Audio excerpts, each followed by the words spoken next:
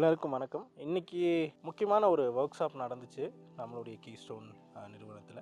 முக்கியமாக radio Kotagiri community ரேடியோவாக கோத்தகிரியில் run ஆகிட்டுருக்கு. கிட்டத்தட்ட 10 வருஷமாக ரன் ஆகிட்டுருக்கு. 10 வருஷம் முடிஞ்சு இந்த வருஷம் 11வது வருஷம் சக்ஸஸ்ஃபுல்லாக ரன் ஆகிட்டுருக்கு. இந்த ரேடியோ அப்படின்னு பார்த்தோம் அப்படின்னா நிறைய விதங்களில் நம்ம விழிப்புணர்வை கொடுக்குறோம். அதில் ஒன்று இந்த காலநிலை மாற்றம். இந்த காலநிலை மாற்றம் அப்படின்னு சொல்லி நம்ம பேசும்போது நிறைய விதங்களில் நம்ம பேசிகிட்டு இருக்கிறோம். உலகளவில் இருக்கக்கூடிய காலநிலை மாற்றத்தை பற்றியும் லோக்கலில் இருக்கக்கூடிய காலநிலை மாற்றங்களை பற்றியும் நம்ம பேசுகிறோம். முக்கியமாக காடுகள் நம்ம மலை சார்ந்து நம்ம வாழ்ந்துக்கிட்டு இருக்கிறோம். இந்த மலை சார்ந்து வாழக்கூடிய இடங்களில் நிறைய பழங்குடியின மக்களும் அதிகமாக வாழ்ந்துட்டுருக்குறாங்க. நிறைய இது முக்கியமான ஒரு சுற்றுலாத்தலமாகவும் நீலகிரி இருந்துகிட்ருக்கு. இப்படி இருக்கும்போது நிறைய நம்ம கீழேருந்து பார்க்கக்கூடிய மக்கள் என்ன நினைக்கிறாங்கன்னா, நீலகிரியில் நல்ல இயற்கையோட வாழ்ந்துட்டுருக்குறாங்க அப்படின்னு மக்களுடைய பார்வை ஒரு பக்கம் இருந்தாலும் கூட, ஆனால் உள்ளூரில் இருக்கக்கூடிய நிறைய மாற்றங்களை எப்படி நம்ம வரும் தலைமுறைக்கு கொண்டு போய் சேர்க்க முடியும். நம்மளுடைய நோக்கமும் அதுதான். எனக்கு இப்போது ஒரு 34 வயசு ஆனாலும் கூட கடந்த 8 வருஷமாக கீஸ்டோனில் ரேடியோ கோத்தகிரியில் வேலை பண்ணிகிட்ருக்கேன். கீஸ்டோன்லேயும் நிறைய ப்ராஜெக்ட்ஸில் வேலை பண்ணுறேன். நிறைய நிறுவனங்களுக்கு கூட, நிறைய அரசாங்கத்துக்கூடையும் நிறைய பயிற்சிகள் மூலமாகவும் வேலை பண்ணிகிட்ருக்கேன். அப்படி வேலை பார்க்கும்போது எனக்கு கிடைச்ச பயிற்சியின் மூலமாக அந்த பயிற்சியில் கற்றுக்கிட்டு எப்படி என்ன மாதிரி இருக்கக்கூடிய இளைஞர்களுக்கு நான் விழிப்புணர்வு கொண்டு போய் கொடுக்க முடியும். எங்களால் முடிஞ்சது விழிப்புணர்வு தான். ஸோ நம்மளால் காசோ பணமாகவோ எதுவும் நம்மளால் கொடுக்க முடியாது. அப்போது வரக்கூடிய தலைமுறைக்கு நம்மளுக்கு முடிஞ்ச அளவுக்கு விழிப்புணர்வு கொண்டு போய் கொடுக்கணும். ஒரு உதாரணத்துக்கு சொல்லணும் அப்படின்னா, இந்த காலநிலை மாற்றம் அப்படின்னு சொல்லும்போது இந்த லோக்கல் மீடியா ஒர்க் ஷாப்புடைய இன்றைக்கான நோக்கத்தில் நாம் இன்றைக்கி பண்ணுறது ஸ்மார்ட் அப்படிங்கிற ஒரு என்ஜிஓ ஃப்ரம் டெல்லியில் இருக்குது. Seeking model real application for transmission, அதுதான் ஃபுல் ஃபார்ம் ஸ்மார்ட்டோடது. கீஸ்டோனும் ரேடியோ கோத்தகிரியும் சேர்ந்து இந்த ப்ராஜெக்டில் வேலை செய்கிறோம். இந்த ப்ராஜெக்டில் முக்கியமாக நம்மளுடைய டிஸ்ட்ரிக்ட் அட்மினிஸ்ட்ரேஷன் கூட சேர்ந்து ஒரு 6 பஞ்சாயத்தை செலக்ட் பண்ணி கொடுத்தாங்க. 1 கெங்கரை, 2வது நெடுகுலா, அதுக்கப்புறம் கொணவாக்கரை, குஞ்சப்பனை, தேனாடு, கடினமாலா. இது 6 பஞ்சாயத்துலேயும் நம்ம எப்படி மக்களுக்கு முடிஞ்ச அளவுக்கு விழிப்புணர்வு ஏற்படுத்தணும். அதாவது ஜிபிடிபி கிராம் பஞ்சாயத்து டெவலப்மெண்ட் பிளானில் முக்கியமாக நம்ம கிராம் பஞ்சாயத்து டெவலப்மெண்ட் பிளானில் அதிகமாக நம்ம வேலை பார்க்குறது ஒன்று ஸ்ட்ரீட் லைட்டுக்காகவும், அதுக்கப்புறம் ரோடுக்காகவும், வேஸ்ட்டுக்காகவும் வேலை பார்க்குறாங்க.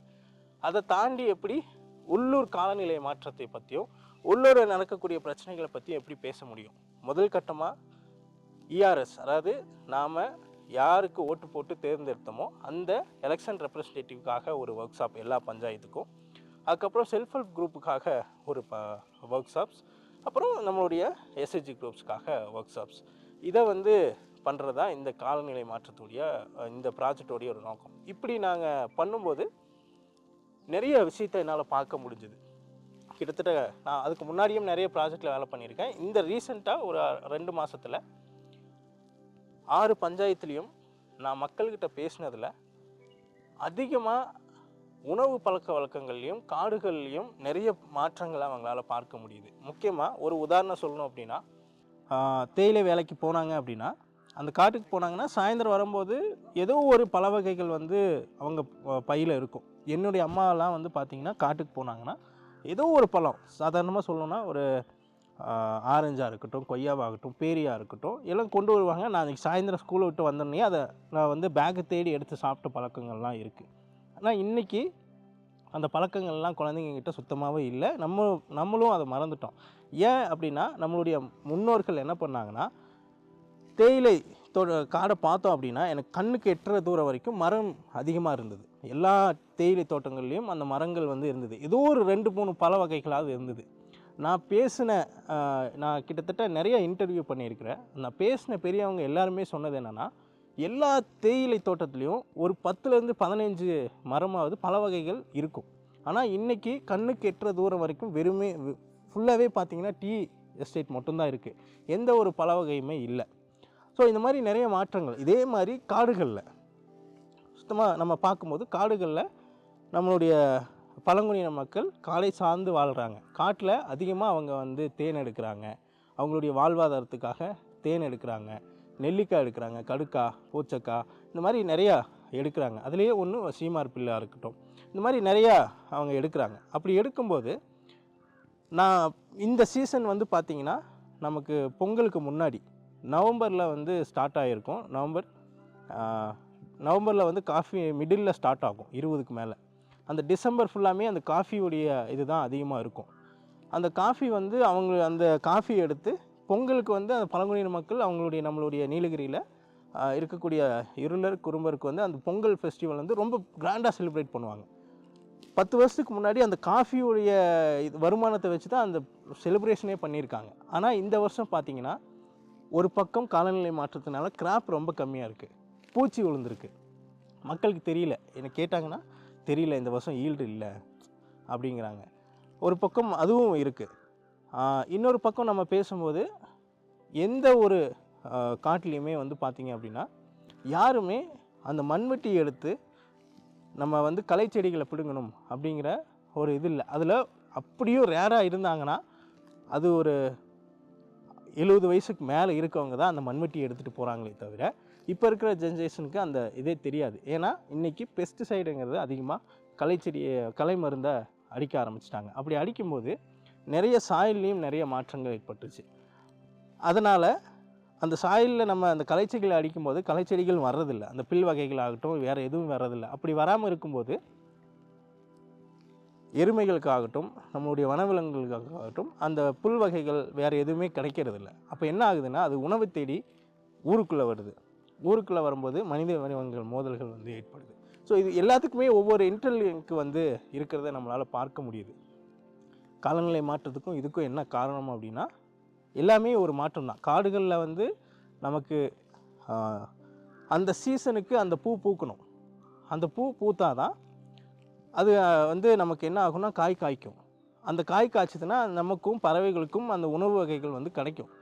பறவைகளுக்கு கிடைக்கல அப்படிங்கும்போது இன்றைக்கி நம்ம என்ன பண்ணிட்டோன்னா நிறையா நமக்கு ரேஷன் அரிசி வந்து இலவசமாக கொடுக்க ஆரம்பித்த உடனே ரேஷன் அரிசியை அதிகமாக நம்ம வந்து சாப்பாடு ஆக்கிட்டு அந்த அரிசியை சாப்பாடு ஆக்குனதை கீழே கொட்ட ஆரம்பிச்சிட்டாங்க. கீழே கொட்ட உடனே இந்த பன்றிகள் வந்து அதை சாப்பிட ஆரம்பிச்சிருச்சு. பன்றிகள் மட்டும் இல்லாமல் நிறைய பறவைகளும் அந்த அரிசியை சாப்பிட ஆரம்பிச்சிருச்சு. அதில் முக்கியமான ஒரு விஷயம், இந்த பச்சரிசியெல்லாம் கடையில் கொடுக்குறாங்க. நிறைய பேர் வந்து அது பச்சரிசி யூஸ் பண்ணுறதே இல்லை, சும்மா போய் கொட்டிடுறாங்க. அப்படி கொட்டும்போது என்ன ஆயிடுதுன்னா அந்த வனவிலங்குகள் வந்து அதை சாப்பிட்டு பழகணுன்னே அந்த காட்டுக்குள்ளே போகிறதுக்கு திரும்பி அவங்க வந்து விரும்புறதில்லை. ஸோ இது எல்லாமே ஒரு மாற்றங்கள். இதை பற்றி விழிப்புணர்வு வந்து மக்களுக்கு இல்லை. என்கிட்ட நிறைய இருக்குது, அதை கொட்டிடுறேன் அவ்வளோதான். அதேமாதிரி நிறைய வேஸ்ட்டு நாம் இன்றைக்கி பயன்படுத்தக்கூடிய நிறைய பிளாஸ்டிக் வந்து இன்றைக்கி நீலகிரியில் பேன் சொன்னாலும் கூட ஏதோ ஒரு விதத்தில் வீட்டுக்கு ஒரு நாளைக்கு 5லேருந்து 10 பிளாஸ்டிக் வந்து இருக்குது. எப்படி அதை வந்து டிஸ்போஸ் பண்ணுறாங்க அப்படின்னா அதிகமாக வந்து வெளியே வீசினாங்க அப்படின்னா காற்றுல பறக்கும், அங்கே மாட்டுது இங்கே மாட்டுதுங்கிறதுக்காக எல்லாருமே பேர்ன் பண்ணுறாங்க. அதை வந்து பற்ற வச்சு தான் விட்றாங்க. அப்போது அதோடைய பொல்யூஷன் கூட நம்மளுடைய ஏரில் தான் கலக்குது. அப்போது நிறைய நம்ம வந்து இதை பார்க்க முடியுது. இதை பார்த்து என்ன பண்ணுறாங்கன்னா நம்மளுடைய பெற்றோர்கள் அதை பற்ற வைக்கும்போது நாமளும் பற்ற வச்சா என்னன்னு குழந்தைங்களும் அதை பார்த்து பற்ற வைக்க ஆரம்பிக்கிறாங்க. இந்த மாதிரியான மாற்றங்களை எப்படி நாம் வந்து மக்களிடத்தில் விழிப்புணர்வை கொண்டு போய் சேர்க்க முடியும்? இதே மாதிரி யானைகள் ஊருக்குள்ளே வர்றதுக்கும் ஒரு முக்கியமான காரணம் வந்து உணவு தேடியும் உணவுக்காகவும் தண்ணிக்காகவும் தான் வனவிலங்குகள் வந்து ஊருக்குள்ளே வருது. வேறு எதுக்காகவும் வர்றதில்லை. நமக்கு தேவையான பணமுக்காக வர்றதில்லை, நகை வேணும்னு சொல்லி வர்றதில்லை, செல்ஃபோன் வேணும்னு சொல்லி வர்றதில்லை. அதுக்கு தேவை என்ன? உணவுக்காகவும் தண்ணிக்காக மட்டும்தான் அது ஊருக்குள்ளே வருது. மற்ற தேவை எதுக்காகவும் வர்றதில்லை. அதுலேயும் இன்னொன்று என்னென்னா நிறையா கட்டிடங்கள் வந்துருச்சு. நிறையா கீழே கோயம்புத்தூர், மெட்ராஸ், கர்நாடகா இது போன்ற நகரங்களில் இருக்க பெரிய பெரிய நிறுவனங்களில் வேலை பார்க்கக்கூடியவங்க என்ன பண்ணிட்டாங்கன்னா நீலகிரிஸில் நமக்கு ஒரு இடம் இருந்தால் நல்லா இருக்குமே அப்படின்னு அந்த இடத்த வாங்கி இங்கே வந்து போட்டுட்டு, இன்க்ளூடிங் கேரளாவாகட்டும் பக்கத்து ஸ்டேட்டில் ஆகட்டும், அங்கேருந்து இங்கே வந்து இடத்த வாங்கி போட்டு ஒரு காட்டேஜாவோ இல்லை அவங்களுக்கான கெஸ்ட் ஹவுஸோ கட்டி விட்டுட்டு அதுக்குண்டான ஃபென்சிங்கை போட்டு விட்டு போயிடுவாங்க. அப்போது அந்த ஃபென்சிங்கில் வந்து அங்கே அந்த அவங்க கட்டியிருந்த இடம் ஒன்றா வனவிலங்குகள் வந்து நடந்த இடமா இருக்கலாம், போயிட்டு வந்துட்டு இருந்த இடமா இருக்கலாம், தண்ணி குடித்த ஸ்ப்ரிங் இருந்த இடமா இருக்கலாம். இதெல்லாம் தடைப்படும் போது மக்கள் வாழக்கூடிய இடத்துக்கு இது கொஞ்சம் கொஞ்சமாக வர ஆரம்பிக்குது. இப்படி பார்க்கும்போது இது எப்படி மக்களுக்கு கொண்டு போய் விழிப்புணர்வை ஏற்படுத்த முடியும்? ஏன்னா நம்ம இது தடுக்க முடியாது, தனி மனிதனாக நம்மளால் முடியாது. அப்போது மக்கள் இடத்துல எப்படி நம்ம விழிப்புணர்வை ஏற்படுத்த முடியும் அப்படிங்கிறதான் நாங்கள் யோசித்தோம். ஆனால் நிறைய மாற்றங்கள் கிளைமேட் சேஞ்ச் அப்படின்னு சொல்லி பார்க்கும்போது நிறைய நம்ம பேசின விஷயத்தில் காடுகள்லேயும் நிறைய மாற்றங்கள் வந்து இருக்குது. சரியான மழை இல்லாததுனால நிறைய மரங்கள் அழியுது, அதே மாதிரி காட்டுத்தீ ஏற்படுது, இந்த மாதிரி நிறைய விஷயங்கள் ஏற்படுது. ஸோ இந்த கிளைமேட் சேஞ்சில் நம்மளுடைய நீலகிரியில் அதிகமான கார்பன் வந்து இருக்கிறதாகவும் நிறையா நம்ம பார்க்கப்படுது. ஸோ இதை வந்து கொஞ்சம் கொஞ்சமாக தான் நம்ம விழிப்புணர்வு ஏற்படுத்த முடியும். இன்றைக்கி நினச்சி நாளைக்கு பண்ணணும் அப்படின்னா அது சாத்தியமே இல்லாதது. ஸோ நம்ம வரக்கூடிய தலைமுறைக்கு கொஞ்சம் கொஞ்சமாக பண்ணுறது தான் எங்களுடைய வேலையாகவும் இருக்குது.